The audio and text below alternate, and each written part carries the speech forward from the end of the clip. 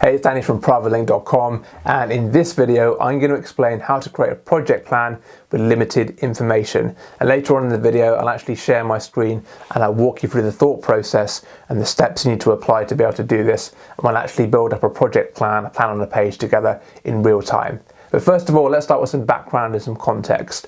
So if you're an experienced project manager, I'm sure you found yourself in this situation before. If you're new to project management, it's just a matter of time before you do. And that situation is your boss or your task manager or some large project or program will knock on your door and they'll ask you to create a project plan. But the problem is you won't have much information to go on to create that plan. So I'll give you an example. Let's say you're working in a large organization or company and there's a program or large project to launch a new customer product and a customer website. So that's a pretty significant undertaking, right? It's a large program, it's very complex, and it will take many areas of the business to get involved, and it'll probably have a lot of downstream impacts to different areas of the business as well. So let's say in this example, you're one of those downstream areas in the business. So this program will come along, they'll introduce themselves and say, hi, we're the Venus program, and we're looking to launch a new customer product and a website, and we think it's going to impact the system that you look after in your business area, because what we want to do is, run a feed into that system and run some data into it, and we'd like you to transform that data. And they'll say, can you please create a rough project plan and a cost estimate to be able to do that? And you say, well, sure, I can have a look at that. Can you please provide me with some more information though to start with? And they'll say, well, we can tell you that the product is going to be mobile phone insurance and we want to launch it by the end of this year, but that's all the information we can give you at this time. So the first takeaway of this video is that is quite a common occurrence in the project management world, is that you'll be asked to create a project plan and provide a cost estimate with very little information. So that's takeaway number one. So that can put you in a difficult situation, right? And you might be tempted to just fold your arms and say, nope, sorry, I'm not doing it until I have more information. That's a ridiculous request. But to me, that kind of sounds like whining, and we don't want to be whiners.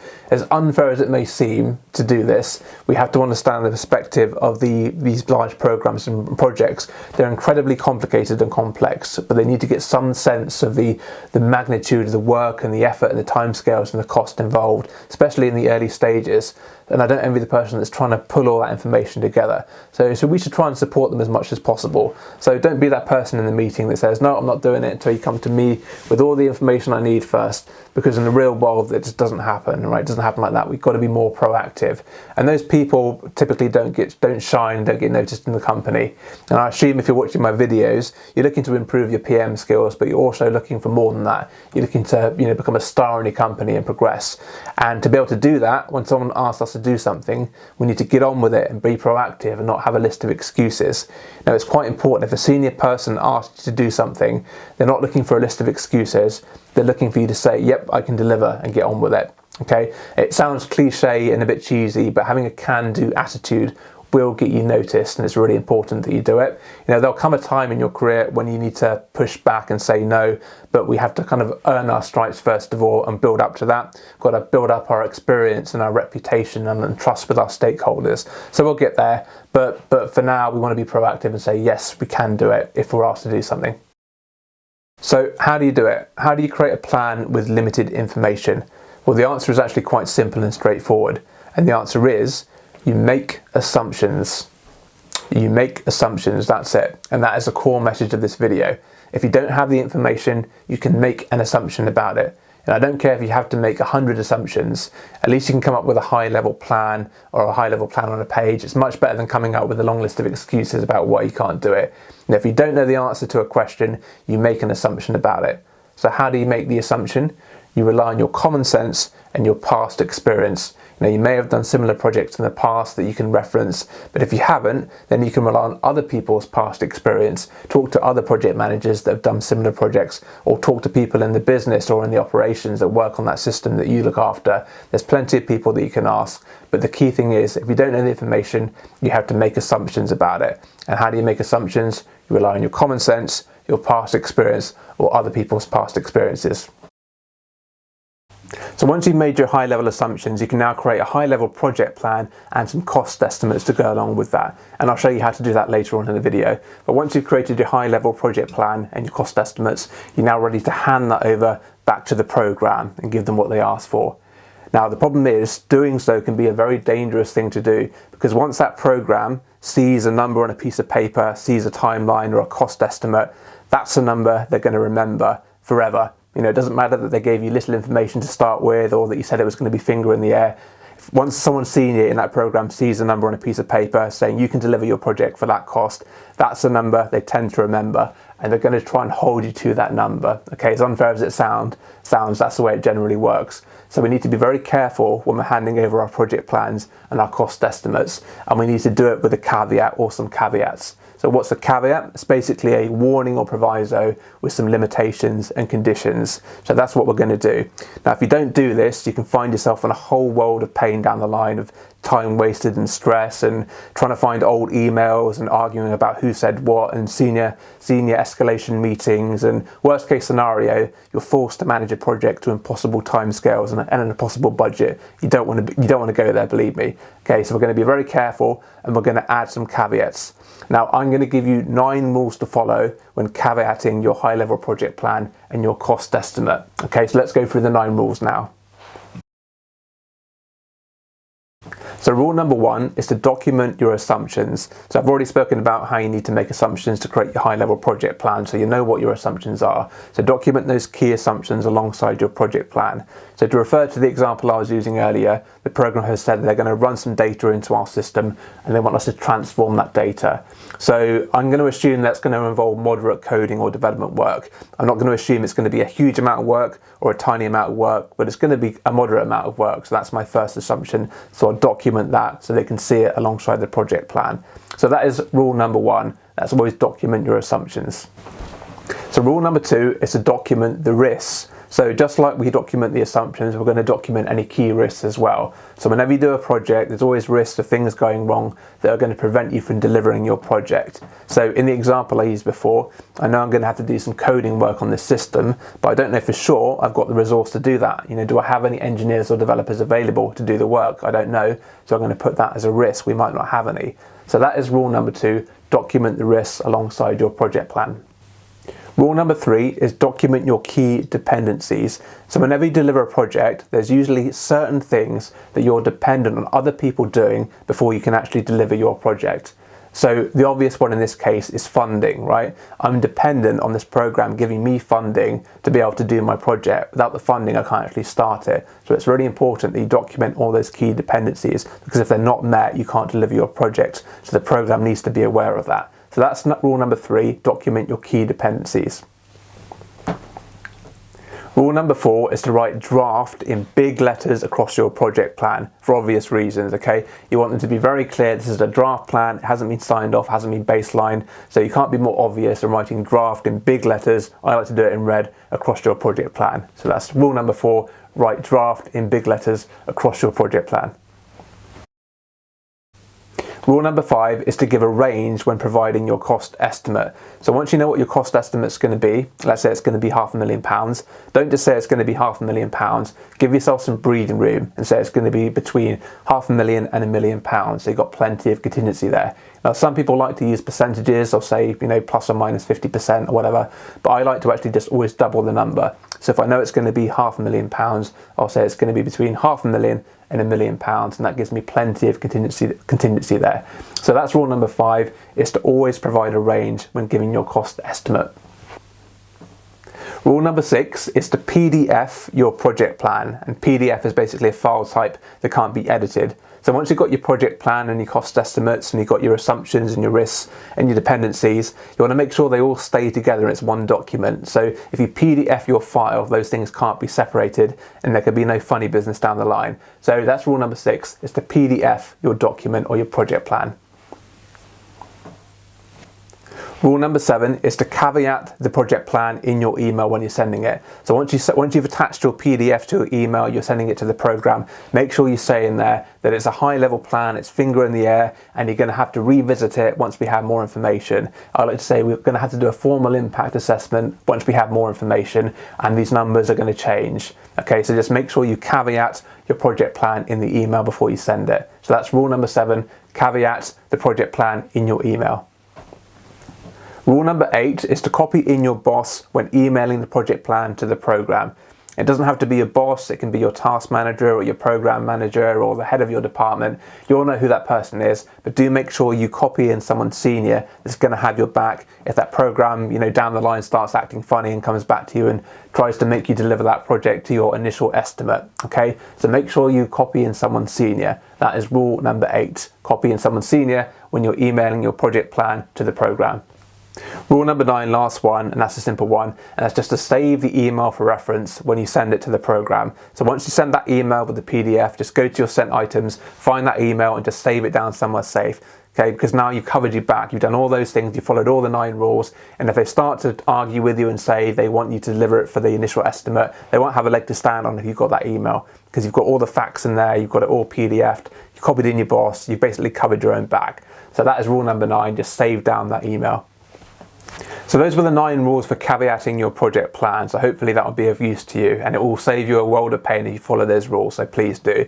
So what I'm going to do now is actually share my screen and I'll walk you through the process of creating that high level plan with assumptions and risks and dependencies and all that good stuff. So it's not going to be perfect, I'm going to miss out a lot of stuff, but hopefully I'm going to, by just showing you the thought process that I go through, it's going to help you with your own projects. So let's flip to my screen now and we'll go through that together. Okie dokie, let's start planning. So I'm using here standard PowerPoint. I've got a couple of templates here, very straightforward. So this slide is going to be the plan on the page template. Very standard swim lanes. We've got design, build, test, implement, comms, quite common for an IT project. And at the top here, we're going to have the months of the year. So very straightforward. We know the program is called Venus, so we're going to call this Project Venus High Level Plan. And on the second slide here, I'm going to capture all my key assumptions, risks, and dependencies. So earlier in the video, I already said that I made an assumption that the build work or the development work on this application, I'm going to call the application, let's call it Jupiter, is going to be medium. So that's our first assumption we can capture straight away. There's medium build work required. So let's flip back to the plan. So the first thing we need to understand is when are we actually going to go live with the code that we'll be developing? Can we go live whenever we want to, or do we have to form part of a wider release?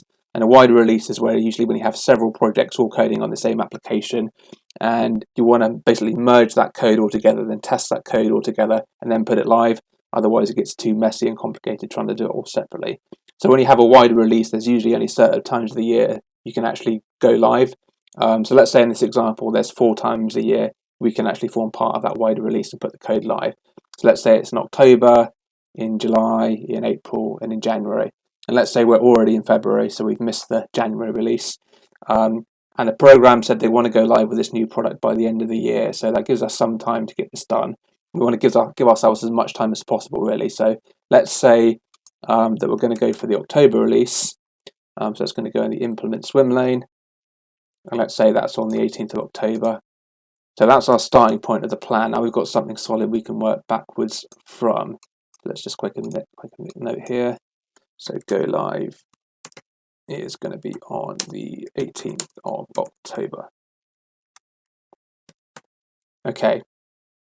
So now with releases, with wider releases, you're going to have lots of projects trying to get into this release. And we can't really be sure that we can get into this release, that it might be all taken up by the project already. So here's another assumption we can make straight away, is that the October, or actually let's say we can form parts of October release. So we don't know that for sure, but we're going to assume that for now. So let's capture that as an assumption. Okay, so before we go live, obviously the big thing we need to do is test the application fully. So let's assume that it's medium build. So let's assume it's going to take 8 weeks of testing end to end. So let's just pop the testing. Again, this is a very high level plan, so let's make it nice and simple. And let's just say, call that test.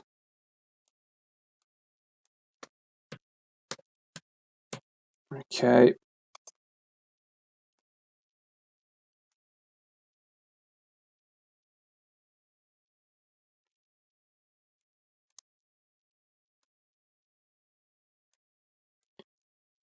So again, there's a bit of an assumption there. I don't really know it's going to take 8 weeks to test, but I can talk to other test managers that might have done this before. I might have done a previous project and had similar experience.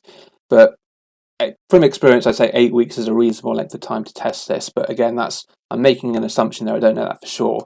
So I'm going to put on here, assume that end-to-end testing can complete in 8 weeks.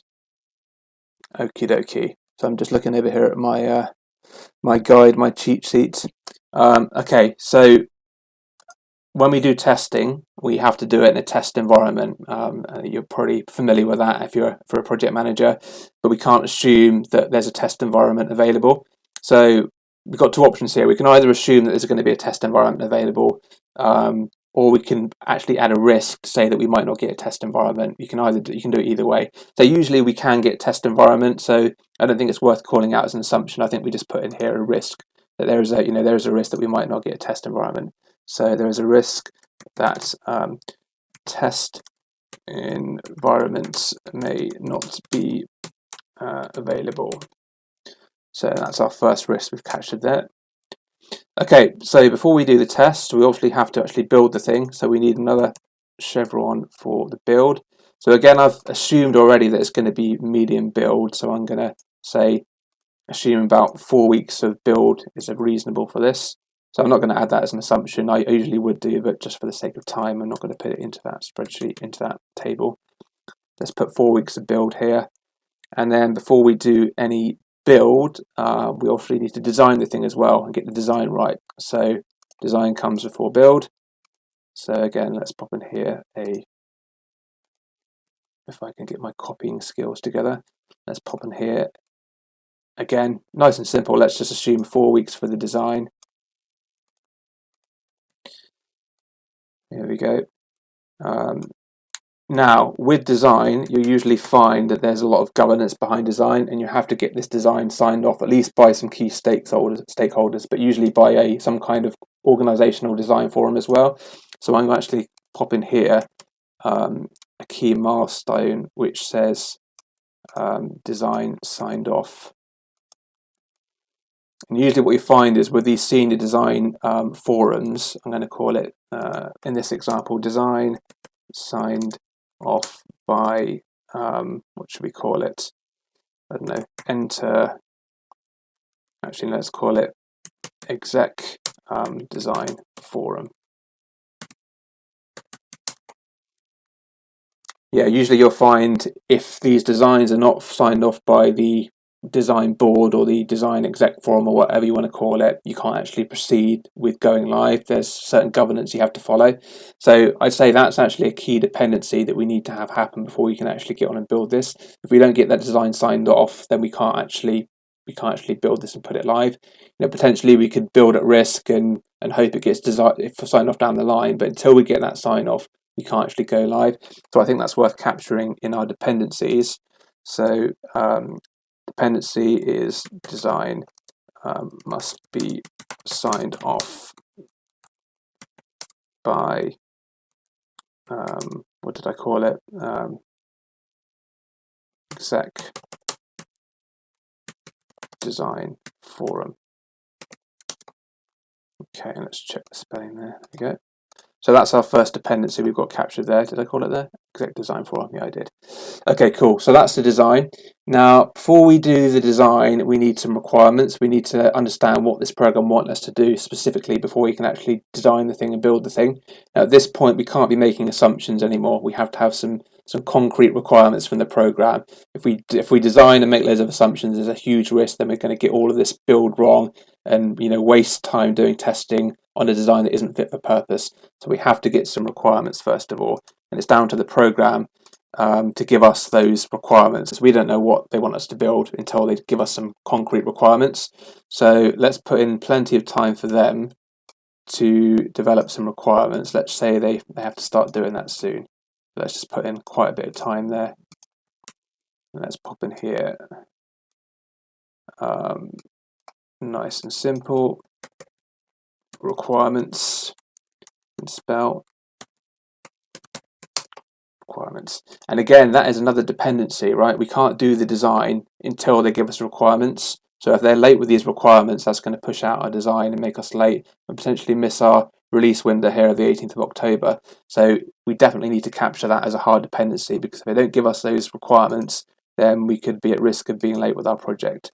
So a dependency is requirements.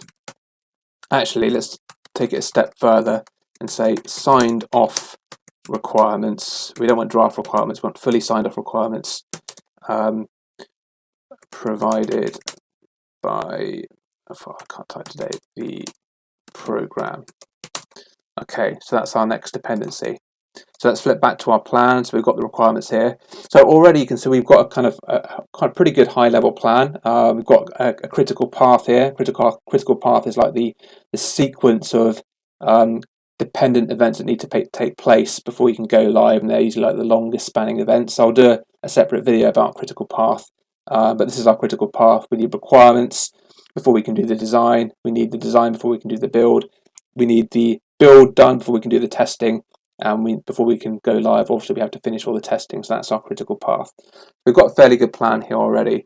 Now, I've got another swim lane here for comms, so I think I'm going to make an assumption that there is no training required for our users of this application we're developing. So I'm going to put that as an assumption. So no training required for end users of system. Okay, but what I am going to do is I'm going to assume there's minimal comms required for the changes we're making. So let's say minimal comms required. Okay, which means we're going to need probably a comms plan. So let's put in some time for that. So this could be at any time really. Just say here comms plan.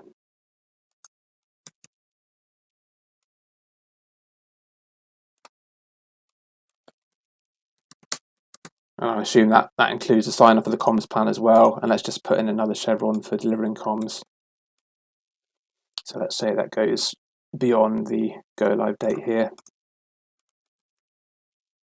So let's say here deliver comms. Okay. Something else we can add to this plan, once you've gone live with the code into production, then we're going to need a warranty period. That's the standard. So let's just put in here a little chevron for a warranty period. And that's a period where basically we've got the project still open to help resolve any issues. We don't typically close down the project until we've finished that warranty period and we've resolved any defects that have come up in live. So let's pop in here warranty. Okay. So there we go. So you can get the idea. I think I've made some assumptions. We've made some. We've added some key dependencies, but we've already got here a high level plan in terms of what to do, and that's much better than having nothing and saying, "Oh, we don't have enough information." But at least now we've got kind of a solid basis that we can get a sense of what we need to do and how long it's going to take if we were going to do this. Based on the assumption, the key one really is that it's medium build work required. If it was longer build work required, then obviously you're going to extend this out, and that's going to probably push out testing as well, and the whole plan becomes bigger. But let's go back to our assumptions and our risks and our dependencies. So what other risks could we add to this? So another key risk could be that we might not have the resource to actually build this thing in the first place. That can happen a lot. So we want to build something, we want to develop something, but we don't have the engineers or the developers to do it, and that's a problem. So let's say there's a risk that dev resource may not be available.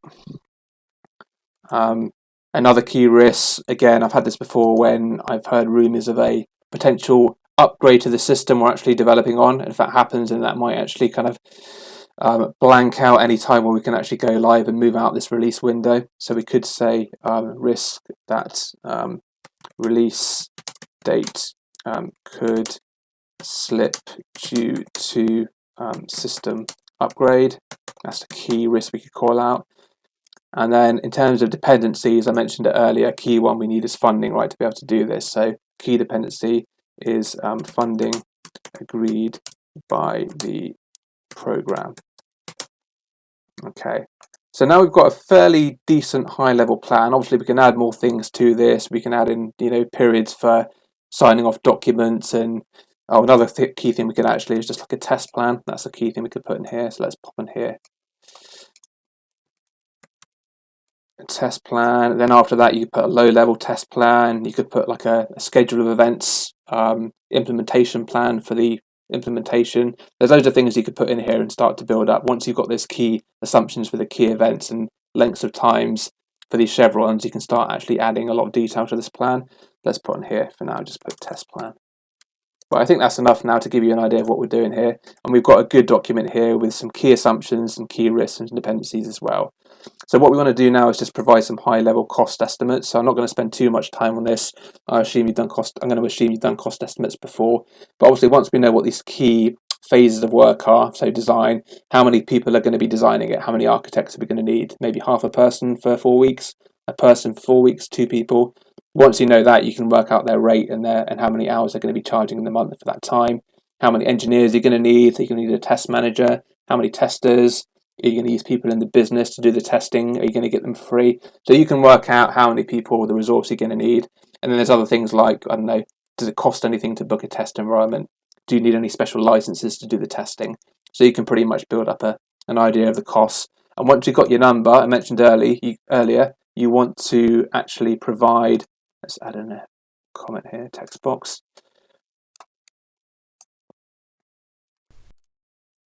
So let's just put it in here. So let's say it's going to be 500k. We think that's a reasonable amount. So let's put in that range. Okay, so let's say 500k to 500k to 1 million. So we put in a range there. So you never just give the 500k. Either put in a range like 500k to 1 million. I always like to double it to give myself plenty of contingency there, or put in a percentage, say plus or minus 50% or 100%, or whatever you want to do there. But I like to give that range there. Cover your own back, basically. Obviously, when you do your cost estimate, you want to have more than this one line. Give some context about where that's come from. Say it's due to the resources, and you might want to list some of those other things I mentioned about booking environments or infrastructure and that kind of stuff, or any hardware you might need. But yeah, you can put the detail in there. So that's it. So after that, you want to obviously PDF this up so it can't be altered. And what I prepared earlier was just like a very simple statement to put in your email when you're sending it to someone. So an example here: hi James, as requested, please find attached the high-level draft plan and cost estimate for the Jupyter interface, including key assumptions, risks and dependencies. As discussed, it's very much a finger in the air, and we would need to revisit this and complete a formal impact assessment following more information from the program. Happy to discuss. And when you send it, obviously attach your PDF, copy in someone senior, your boss or your task manager or your program manager, so they've got your back and they know what's going on, and then you can just send it. So the last thing we want to do is, if you remember, we want to make sure they're very clear this is a draft plan and not a signed off plan. So what we want to do is insert some word art. Let's just put in here draft. We do it in red. Let's do it red, and let's make it nice and big. Bigger than that. Let's do 140. Yeah, it's more like it. And let's just get it so they can actually read the damn thing. There we go. There we go, draft. Okay, and then we just want to PDF this file. And once we have, it will look like this. So there we go, everything's locked up. You got your plan, you got your risks, your dependencies, and your assumptions. You got your cost estimate, and it's all locked up in PDF. No one can delete any slides, and there can't be any funny business. Okay, so that's it. So that is the plan and the steps to get there. But how much better is that? Coming up with that when someone asks you to do a project plan with little information. It's better than saying, "Oh, I can't do it. I don't have any information." But now, with a few assumptions, we can actually build a kind of decent plan and be very proactive. So that's how you do it.